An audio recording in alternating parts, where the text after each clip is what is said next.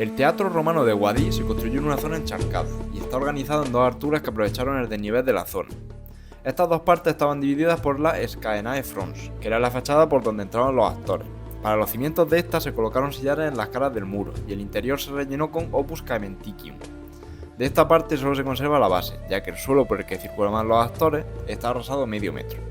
Para los cimientos se trajeron bloques del Arto de Molicia, de Lopera y de Bacor. De esta última cantera también se trajeron las calcarenitas más finas para los elementos decorativos, así como mármoles de la Sierra de los Filabres y del Mediterráneo Oriental.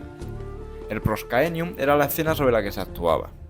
Estaba delimitada por el Murus Pulpiti y se subía desde la orquestra por unas escaleritas que tenía adosadas en la exedra central. El Murus Pulpiti está hecho de hormigón y rematado por cornisas con encajes para las vigas de madera del escenario. Aquí aparecen 3 niveles de pintura, siendo las más recientes de principios del siglo II. El hueco que quedaba debajo de las tablas es el Hyposcaenium, que era un semisótano de 1,5 metros de alto para guardar los decorados. Aquí dentro también estaban los bloques de calcarenita en los que se metían los postes del telón. Estos son muy profundos, por lo que además servirían para drenar el agua. La parte que daba ya a la orquestra.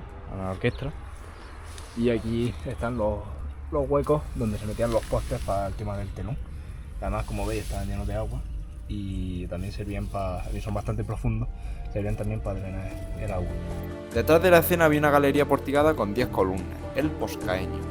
Las columnas no se han conservado, pero sí los sillares en los que apoyaban.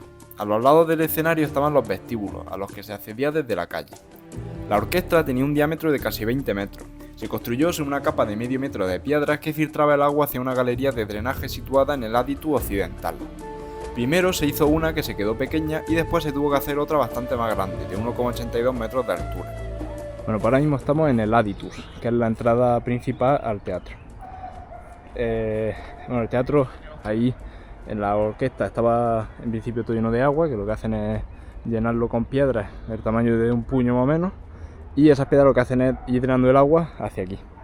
Y entonces, desde aquí, que aquí lo que habría sería una reja para que la gente no se cayese, venía una canalización, que es esta de aquí, que se llevaba el agua fuera del teatro, que luego por allí sigue. Lo que pasa es que esta canalización al final se les queda pequeña y tienen que hacer esta que va por debajo de estas piedras y llega hasta ahí, que es esta canalización de aquí. Esta es como sigue la canalización más tardía, y se ve por dentro, que de hecho sigue teniendo agua. Aquí también se ve. Y luego la canalización más antigua, pues esta que es bastante más pequeñilla. Y luego sale también por aquí. En esta zona, la entrada se hacía en rampa descendente y había una puerta para cerrar el teatro, de la que se han conservado las marcas en la piedra. El suelo estaría a la altura de eso de allí, que es una arqueta, bueno, un punto de control, un espiramen. Y claro, aquí lo que haría sería una cuesta hasta allí. Esto estaría tapado con tierra y con un suelo de mármol y se llegaba hasta aquí, que es la puerta. La puerta se ve claramente porque tiene estos dos puntos de aquí y estos dos puntos de aquí, que formarían la puerta de madera. Esta parte de aquí, que está a un nivel más bajo, es porque era parte del muro que está expoliado. O sea, el muro se levantaría aquí y por ahí a esa altura, y ya está. Esa es la orquesta. Por toda la orquesta se observan las marcas de las maquinarias de construcción. Estas marcas después serían tapadas por las losas de mármol, que después fueron expoliadas. Estos de aquí son puntos de anclaje como esto estaba tapado por el suelo de mármol, pues son puntos de anclaje de las máquinas que utilizaban para levantar las piedras. La entrada se hacía por estos dos aditus maxi que hemos mencionado, además con un trazado curvo. La cavea, es decir el graderío, estaba dividido en inma, media y summa cavea. Estaba apoyada en el terreno natural, pero como era arcilloso y blando se tuvieron que echar primero camas de mortero de cal y piedra, que es lo que se conserva actualmente. Sobre la summa cavea había un pórtico de columnas. El acceso se hacía desde pasillo, vomitoria. La porticus post scaenam era un espacio porticado y ajardinado situado detrás del teatro en el que se esperaba que comenzasen las actuaciones. Estaba construido con base de sillares y alzado de encofrado de mortero de cal y grava. Había una primera planta semisubterránea que compensaba el desnivel con el Poscaenium. Estas salas solo tenían una ventana, por lo que servirían para estar fresquitos en verano. Sobre esta primera planta había una galería porticada. Este edificio que hemos descrito, sin embargo, nunca llegó a funcionar, ya que hubo una inundación durante la obra, en el segundo cuarto del siglo I. Esta llegó en 3 venidas desde la Rambla de Almorejo.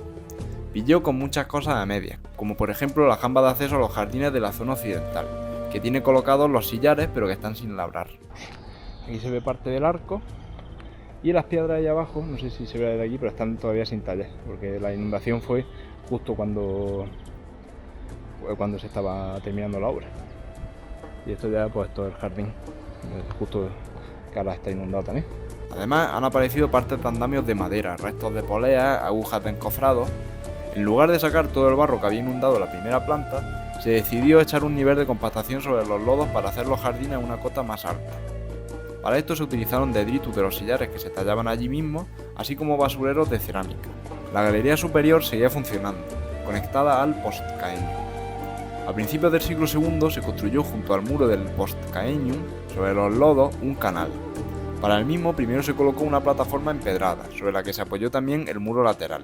En los extremos estaba cubierto por una bóveda que permitía el paso a la porticus. A este canal llegaban las canalizaciones de drenaje de la orquestra que hemos mencionado antes.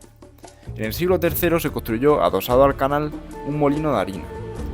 Para que tuviera más fuerza el agua se colocaron sillares para generar un salto. En el siglo III construí, donde estaban los jardines, este molino, que era un molino de trigo hidráulico. Aquí cogen esta acequia que ya estaba construida de antes, ponen ese dique para generar ahí una retención de agua y que haya un salto. Y en ese salto, aquí en esta zona, es donde ponen las maquinarias, que se ven ahí los enganches del molino.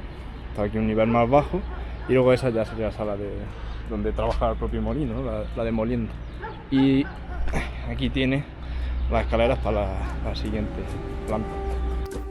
En este momento también se construyen una vivienda adosada al muro occidental, abandonada en la segunda mitad del siglo IV, cuando además se construye junto a la canalización un estanque para recoger el agua. A finales del siglo IV parece que la galería occidental funciona como un mausoleo, ya que se introduce un sarcófago de piedra en el interior y se vuelve a tapiar. El expolio del sitio se dio hasta finales del siglo XI, principalmente por parte de los musulmanes, hasta que una nueva inundación volvió a tapar los restos.